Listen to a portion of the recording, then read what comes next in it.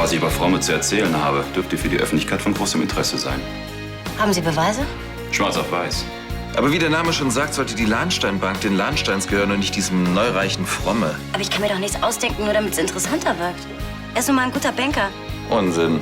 Ich muss es an die Akademie für Mode und Künste schicken. Ich bin nämlich in der 2. Runde. Du hast dich damit beworben? Sag mal, spinnst du? Aber du kriegst es rechtzeitig wieder zurück, versprochen. Glaubst du ernsthaft, dass ich mir Kleid irgendeiner Jury zeige?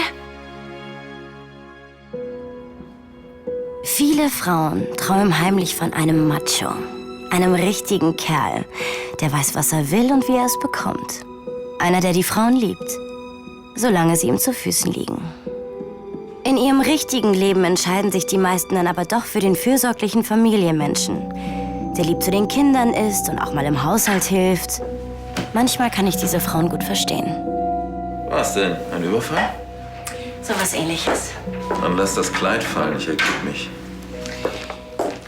Dieses Fax habe ich heute bekommen von einem anonymen Informanten. Ich recherchiere doch jetzt seit Tagen über diesen Arthur Fromme, der Mann, der zu gut ist für diese Welt. Ah, offensichtlich nicht. Wenn das stimmt, was hier drin steht, dann ist er so gut wie erledigt. Dann betrügt er wissentlich seine Anleger und steht kurz vor der Pleite.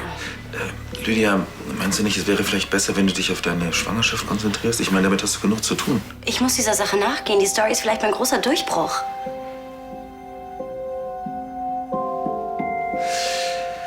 Du legst dich mit einem der mächtigsten Männer Deutschlands an. Was kann mir schon passieren? Einer davon steht an meiner Seite.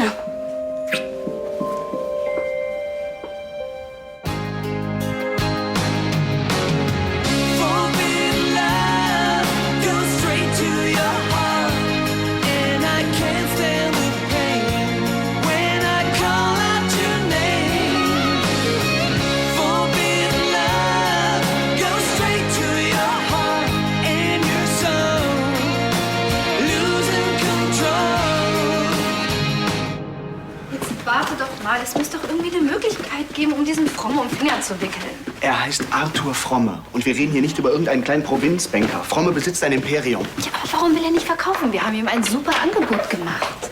Weil kein vernünftiger Banker ein gut laufendes Bankhaus verkauft. Was ist eigentlich los? Keine Ahnung, Marlene und Hagen wollen uns irgendwas sagen. Ist sie schwanger? Ja, wohl kaum, das würde ihr die Figur ruinieren.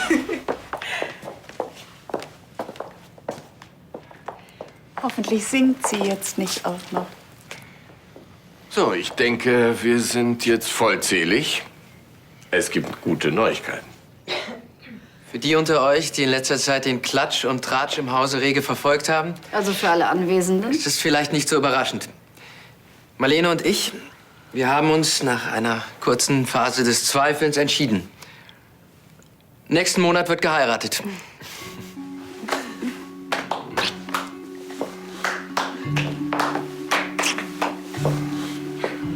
Dann habt ihr ja doch noch mal die Kurve gekriegt. Hast du daran etwa gezweifelt?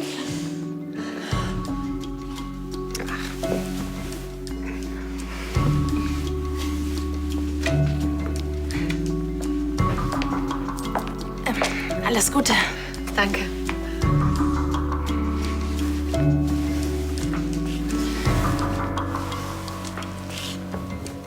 Nein, natürlich will ich meine Bewerbung nicht zurückziehen. Ich wollte...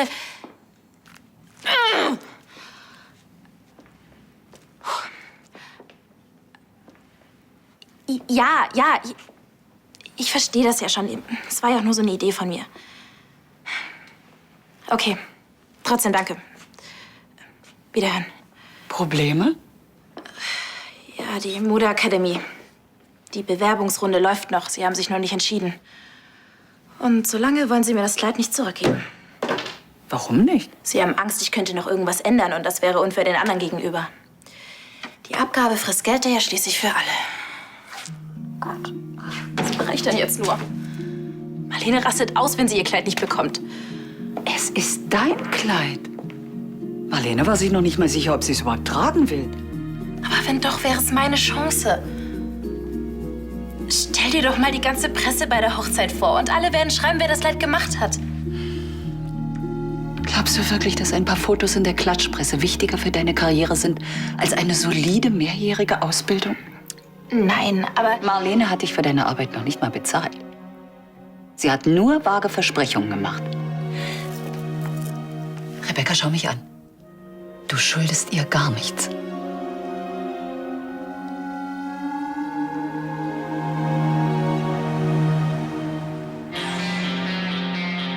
Und hier hat Lilly Torben Elias gerade ihren Trecker auf den Kopf gehauen. Das ist ja echt mutig, weil Torben ist ja ein Kopf größer als sie. Christian gibt dir seit 2 Wochen Boxtraining. Er meint, damit kann man nicht früh genug anfangen. Jetzt will uns diese blöde Mutter von Torben Elias bei der Kita-Leitung anschwärzen. Darf die das so einfach? Du warst doch auch mal beim Jugendamt.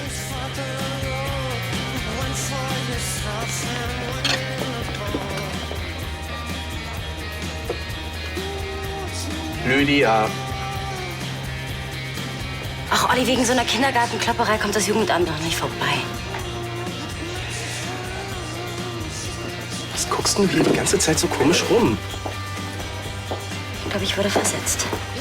Da lag da hinten auf dem Tisch, steht Lydia von Lahnstein persönlich darauf. Wer hat da gesessen? Keine Ahnung, so ein Typ. Ach, Scheiße, ich war die ganze Zeit hier. Was sind das für Unterlagen? Lydia, was machst denn du hier für komische Sachen? Bis morgen, Olli. Sie hat ihn? Sehr gut. Und Sie sind sich sicher, dass Sie nicht gesehen wurden? Okay, umso besser. Dann weiter wie besprochen. Ja, und? Irgendwas muss es doch gegen Fromme geben. Aber bestimmt nicht im Internet oder am Telefon. Es kann ja wohl nicht wahr sein, dass wir es nicht schaffen, dass er seine dreckige Bank an uns verkauft. Ludwig, ich muss mit dir reden über jemanden, den du sehr gut kennst. Oh, da bin ich ja gespannt. Willst du dich nicht setzen? Ah, Ansgar, wie nett. Tanja, wie schön. Na, wie geht's beim Geld? Du meinst meinem Geld, das mal deins war? Vielleicht langweilt es sich ein bisschen. Das ist ja seltsam. Mein Geld sucht sich immer eine Beschäftigung.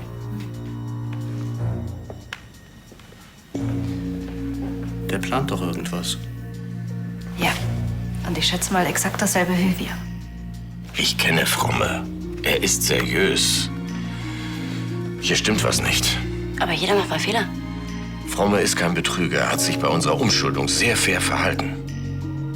Willst du, dass ich die Sache unter den Teppich kehre? Nein, du sollst ihm eine Chance geben, bevor ihn die Medien in der Luft zerreißen. Ludwig, ich habe seit meiner Schwangerschaft keine große Story mehr geliefert. Das ist meine Chance für meine Karriere.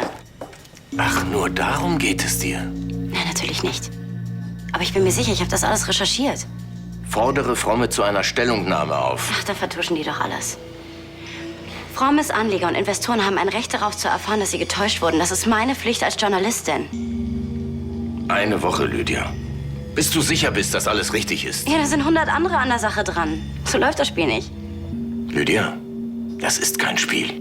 Hier geht es um einen Menschen und um seine Existenz. Wenn ich es heute nicht mache, dann macht es morgen ein anderer. Und eine Woche bleibt die Sache sowieso nicht geheim. Es tut mir leid, Ludwig. Und jetzt ist wirklich alles wieder gut zwischen dir und Hagen? Ich musste eben einfach mal zeigen, wo es lang geht. Männer brauchen das wohl ab und zu. Und außerdem, so ein Riesenkrach vor der Hochzeit ist doch eigentlich das Beste, was einem passieren kann. Jetzt weiß ich wenigstens, dass Hagen und ich 100%ig das Gleiche wollen. Und zwar für immer. Wann machen wir denn eigentlich unsere nächste Anprobe? Sollte ich darum zu dir kommen? Nein? Eigentlich wollte ich dir etwas sagen.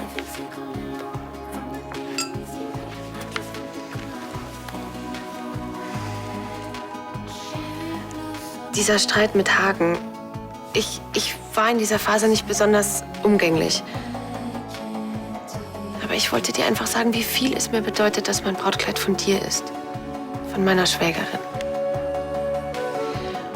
Und zu deiner Ausbildung. Du musst das machen. Das ist eine Riesenchance für dich.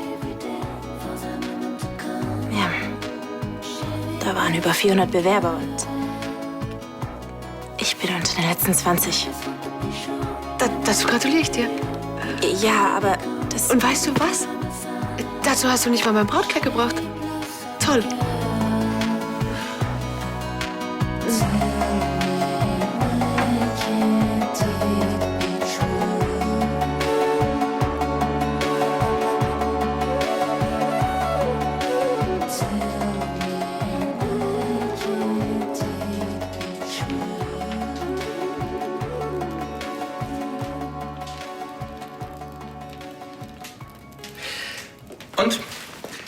macht die Attacke auf den mächtigsten Mann Deutschlands. Ich zweifle immer noch, ob ich das wirklich machen soll. Warum muss ausgerechnet ich diejenige sein, die ihn zu Fall bringt?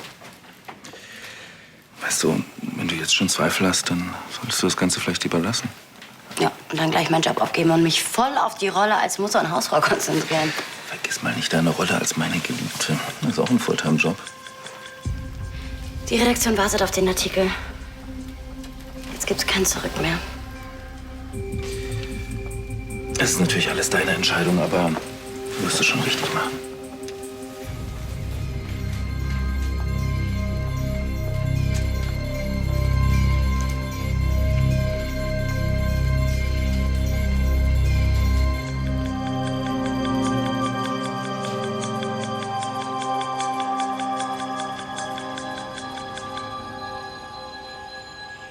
Danke, Justus. Wo hast du eigentlich Marlene gelassen? Schläft noch. Künstler eben. Na, hast du schlecht geschlafen? Ganz im Gegensatz zu dir wahrscheinlich vorzüglich. Wie kommst du darauf? Ach komm schon, Tanja. Dein Geld langweilt sich, dein Freund langweilt dich. Da muss man doch verzweifeln. Keine Sorge, wir amüsieren uns und zwar auf deine Kosten. Guten Morgen. Ich würde euch gerne etwas sagen. Ludwig, in dieser Zeitung ist heute mein Artikel über Arthur Fromme erschienen. Arthur Fromme, wir waren doch neulich erst mit ihm zum Essen verabredet.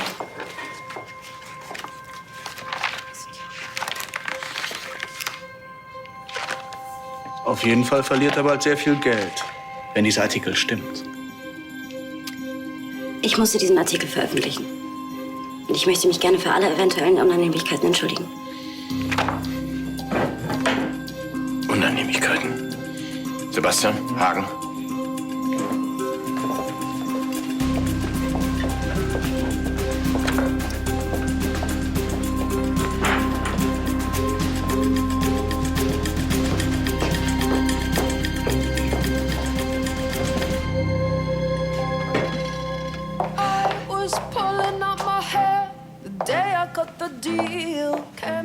Ist das Marlenes Kleid?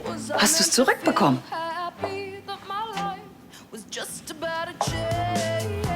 Ist das eine Kopie? Rebecca, hast du die ganze Nacht hier gesessen und ein zweites Kleid genäht? Was hätte ich denn machen sollen? Marlene will das Kleid und die Akademie will es auch. Es gibt es eben zwei. Für Marlene ist das nicht irgendein Kleid, sie wird darin heiraten. Hätte ich ihr da sagen sollen, sorry Schätzchen, dein Kleid ist weg? Ja, Morgen! Bist du fertig mit dem Ausschnitt? Darf ich es mal anprobieren? Marlene ist gerade ganz schlecht. Ach, komm bitte. Nein! Sag mal, kannst du nicht aufpassen? Du hast das Kleid ruiniert.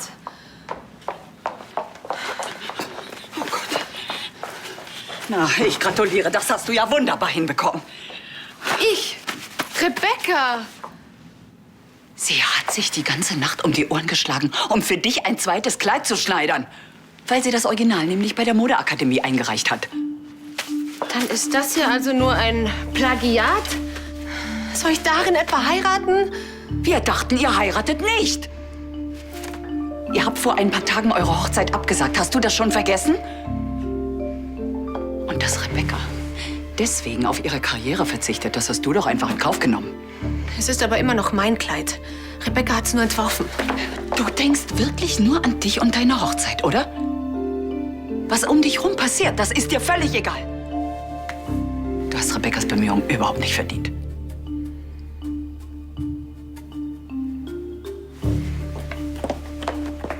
Künstlerin. Rebecca, warte. Ich habe nicht gewusst, dass du die ganze Nacht... Das solltest du ja auch nicht wissen. Ich wusste nicht, dass dir diese Akademie so wichtig ist. Klar, ich hab's auch nur gefühlte 26 Mal gesagt. Aber du siehst sowas einfach nicht. Was? Dass anderen Menschen auch mal was wichtig ist, was vielleicht nicht mit dir zu tun hat. Aber dieses Kleid hat sehr viel mit mir zu tun. Du hast es für mich entworfen, für meine Hochzeit. Ohne mich würde dieses Kleid in deinem Kopf überhaupt nicht existieren. Okay, tut mir leid. Ich weiß ja selber, dass ich manchmal drüber bin, aber bei meinem Kleid, da muss einfach alles passen. Und was nicht passt, wird passend gemacht.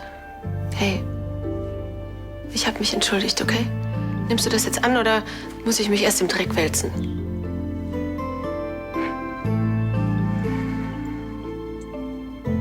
Es wird nicht wieder vorkommen, okay? Okay. Und wie geht's jetzt weiter?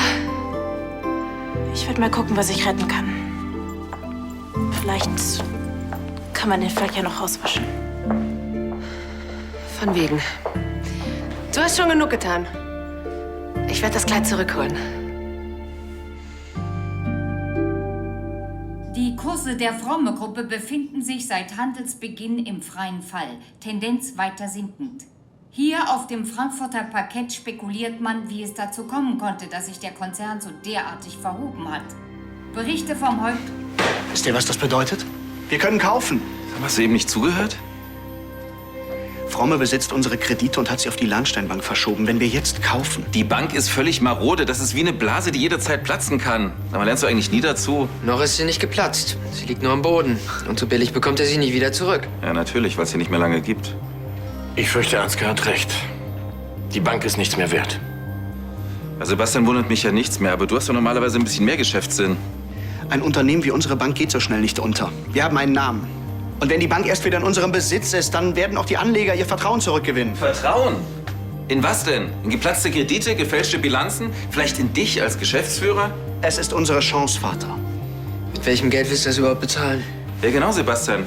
Erzähl uns doch mal, wem du damit Tür und Tor öffnen möchtest. Du willst Tanjas Geld nehmen?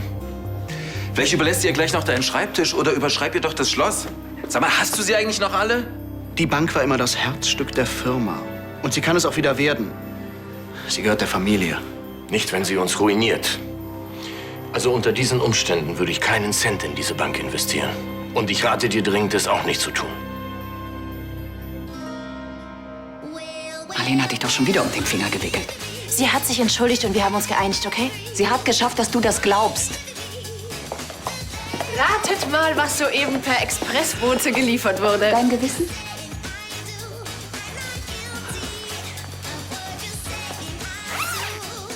Wie hast du das denn geschafft? Dein Akademieleiter war mal in New York und hat mich auf Broadway in so einem Avantgarde-Musical gesehen. Wir haben nackt getanzt und das Publikum mit Schlagsahne besprüht. Und jetzt hat er dir das Kleid aus Mitleid gegeben? Das Stück hat ihm wirklich gefallen. Okay, war ein Witz. Er wollte nur nicht, dass ich überall herum erzähle, er hätte mir meine Hochzeit ruiniert. Allerdings musste ich ihm versprechen, dass du keine Änderungen mehr vornimmst. Wir müssen das Kleid noch anpassen. Das Dekolleté der Braut ist das Rückgrat jeder gelungenen Hochzeit. Damit steht und fällt alles. Kommt drauf an, was die Braut sonst noch zu bieten hat.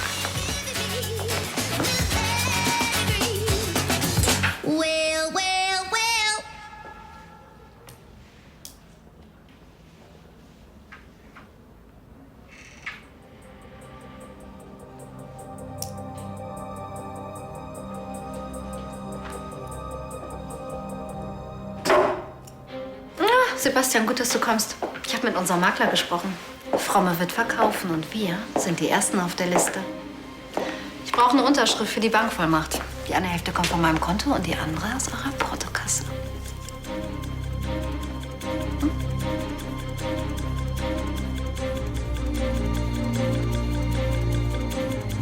Was ist? Gut. Nur, ich hab's mir anders überlegt.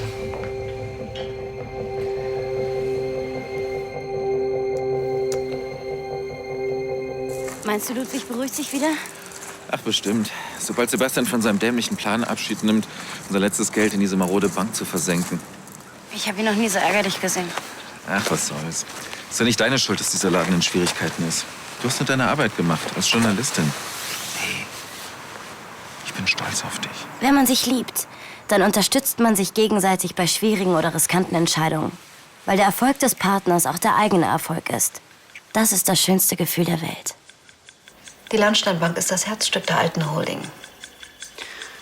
Und sie wird nächste Woche Konkurs anmelden. Wer verdammt noch mal sagt das? Es ist zu riskant. Mein letztes Wort. Wir brauchen Ludwigs Hilfe nicht, um diese Bank zu kaufen. Hör endlich auf, Papis kleinen Sohn zu spielen und triff deine eigenen Entscheidungen. Nur weil mein Vater und ich mal einer Meinung sind, ist...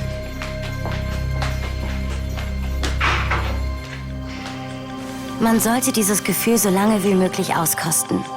Denn es ist teuer erkauft. Nicht rangehen? Keine Lust. Das wird bestimmt jede Menge Anfragen. Hey, es ist deine Show, du wirst ja dein Publikum nicht enttäuschen.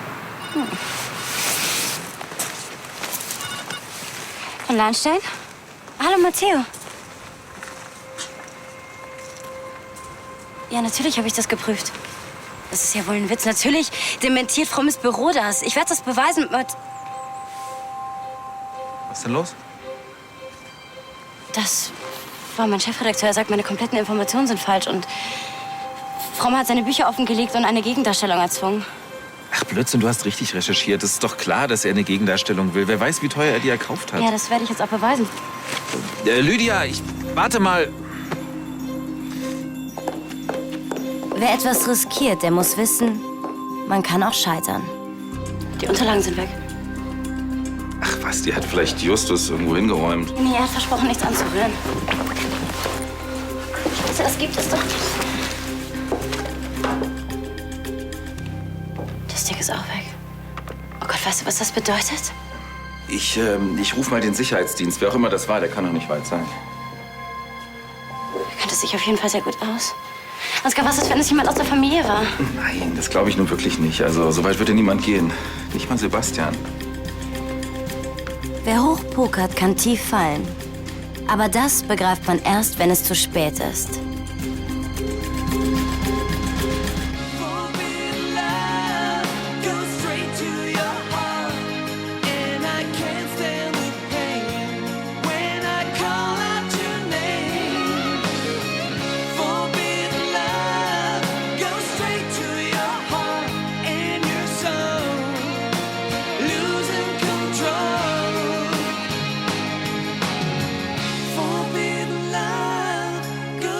To